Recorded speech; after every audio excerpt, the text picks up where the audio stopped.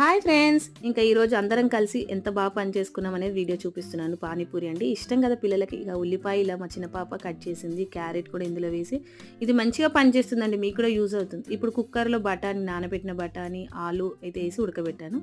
ఇక రోట్లో వేసి పచ్చిమిరపకాయలు, కొత్తిమీర, పుదీనా, అలాగే కొంచెం అల్లం, కొంచెం వెల్లుల్లి, పచ్చిమిరపకాయలు చేదెక్కకుండా ఉప్పునైతే వేసి దంచమని చెప్పానండి.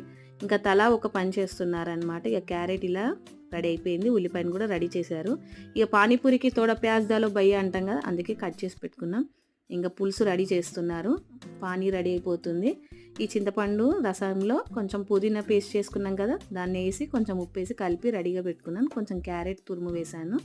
పానీ రెడీ అయిపోయింది. ఇంకా పూరీలు రెడీ అవుతున్నాయి అనమాట. ఇక ప్లేట్ పట్టుకొని నిలబడాలి. షాప్ కాడ నిలబడ్డప్పుడు ఇంట్లో కూడా అలానే నిలబడుతున్నారు.